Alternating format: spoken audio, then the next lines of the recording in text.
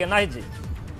अवधेश जी, अभी आप ही का चैनल दिखा रहा था कि बीजेपी की विधायक अभी चिल्ला चिल्ला के कह रही थी कि मूल सुविधा ना होने के कारण एक बच्ची की मौत हो गई और फर्स्ट एड नहीं मिला अस्पताल में, इसलिए बच्ची की मौत हो गई। ये स्थिति है धरातल पर भारतीय जनता पार्टी की सरकार की। इतना भ्रष्टाचार है कि फर्स्ट एड तक के नहीं सुविधा नहीं है अस्पतालों में, जिसके चलते बच्चियों की मौत हो रही है। अभी बीजेपी की विधायक चिल्ला चिल्ला कर बोल रही थी बिजली कटौती पर। हीरो वाजपेयी कुछ नहीं बोलेंगे। जिस प्रकार से बिजली कटौती हो रही है, जनता में त्राही त्राही है, बच्चों के बोर्ड एग्जाम चल रहे हैं, बच्चे रो रहे हैं। दया करे सरकार बच्चों पर कम से कम पढ़ ले, चैन से कुछ बन जाए जिंदगी में। बच्चों के लिए तो इनके प्रति कोई संवेदनशीलता है नहीं, जिस प्रकार से लॉ एंड ऑर्डर ध्वस्त है। और फिर अवधेश जी, आप तो स्वीकारेंगे कि पूरे भारत में अगर आप बात करें कि जो व्यक्तिगत वोट अगर किसी नेता का सबसे ज्यादा है, मैं इंक्लूडिंग मोदी जी की बात कर रही हूँ, मैं बीजेपी आरएसएस की वोट की बात नहीं कर रही हूँ, मैं मोदी जी की बात कर रही हूँ कि जितना वोट व्यक्तिगत माननीय अखिलेश यादव जी के नाम पर है, उनके नाम पर केवल उनके नाम पर 38% वोट मिला। और इतना वोट किसी भी नेता के पास, किसी भी नेता के नाम पर इतना वोट नहीं है। अभी आप देखिए, इसी कारणवश भले ही माननीय अखिलेश यादव जी को बेईमानी से सत्ता तक पहुंचने, तो फिर नाहिद जी, अखिलेश जी को ये बताना चाहिए ना कि वो क्या बनना चाहते हैं। वो राष्ट्रपति बनना चाहते हैं, प्रधानमंत्री बनना चाहते हैं। अखिलेश जी ये क्यों बता रहे कि मायावती क्या बनेंगी? उन्हें अपना वो क्लियर करें कि वो क्या राष्ट्रपति बनना चाहते हैं, प्रधानमंत्री बनना चाहते हैं।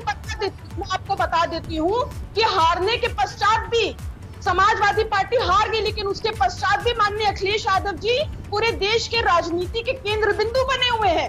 आप इसी से समझे कि माननीय अखिलेश यादव जी की लोकप्रियता कितनी ज्यादा है कि इससे बौखला गई है भारतीय जनता पार्टी और अन्य दल भी।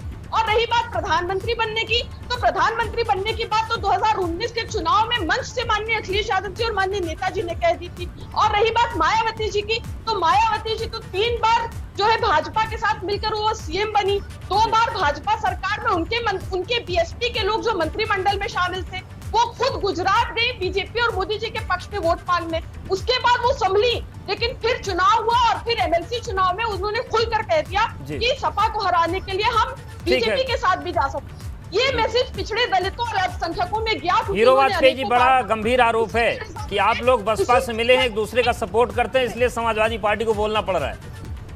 अवधेश जी, 1 सेकंड और दे दो, 1 सेकंड के बाद 1 सेकंड और। देखिए, मुझे तो लगता है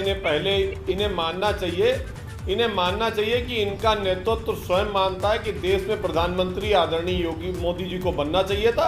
और मोदी जी को आदरणीय मुलायम सिंह जी ने कहा भी था कि मैं दोबारा आपको प्रधानमंत्री बनते देखना चाहता हूं। और परिवार में जिस तरह का विघटन चल रहा है, आप देख रहे हैं परिवार के कई सदस्यों के बीच में पार्टी और प्रॉपर्टी को लेकर लड़ाई है।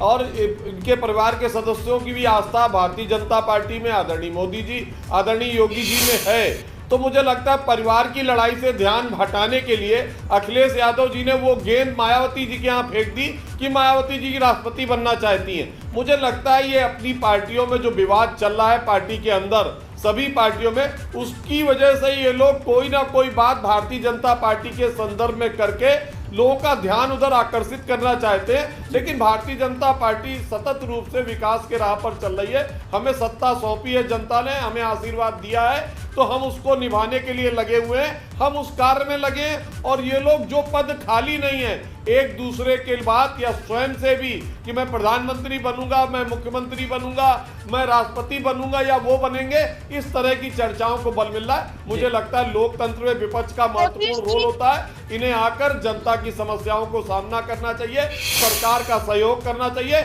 और जहां कम वहां हम की स्थिति में सरकार के संज्ञान में लाना चाहिए कि कहां चीजें कम है। लोकतंत्र में विपक्ष का बहुत महत्वपूर्ण योगदान है, पर विपक्ष इस तरह का अनर्गल प्रलाप कर रहा है और आम जन की बात ना करके अपने आप को राष्ट्रपति और प्रधानमंत्री बना रहा है। नहीं जी, और जी, भारतीय जनता पार्टी को कोई जनता ने अपना आशीर्वाद नहीं दिया। सबको मालूम है कि एन के प्रकरण से ये सत्ता पर काबिज हो गए हैं। चुनाव तो केवल 160 सीटों पर आप जनता के दिए मैंडेट का अपमान मत कीजिए। 4 चुनाव से आप हारते आ रहे हैं, आगे भी फिर दुर्दशा और हो जाएगी। भारतीय जनता पार्टी की 4 चुनाव हार रहे हैं आप। अखिलेश जी को थाली में सत्ता सौंप के दी थी, मुलायम सिंह ने बिखेर दी। 14, 17, 19, 22 कितनी जीतों को आप झुटलाएंगी नाहिद हसन जी? तीसरे नंबर पे आई बीजेपी। कितनी जीतों को? जनता का कितना अपमान करेंगी आप? जनता का कितना अपमान करेंगी आप? हार को स्वीकार करिए, मानिए कि आपका नेतृत्व अक्षम है। मुलायम सिंह ने जो सत्ता दी थी उसे उनके पुत्र ने बिखेर दिया। अपने चाचा को ये बुरी हालत कर दी, घर परिवार के लोगों को पार्टी से निकाल दिया।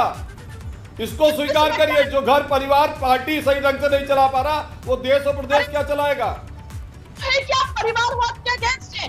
आखिर परिवारवाद तो बहाना है, दरअसल बीजेपी को पिछड़े दलितों ब्राह्मणों को गरियाना है, इसलिए बार-बार परिवारवाद की बात करते हैं। इनको सख्त नफरत है पिछड़े दलितों से।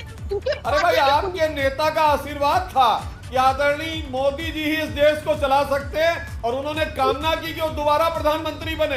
किस मुंह से आप लोग बात करते हैं प्रधानमंत्री पद की?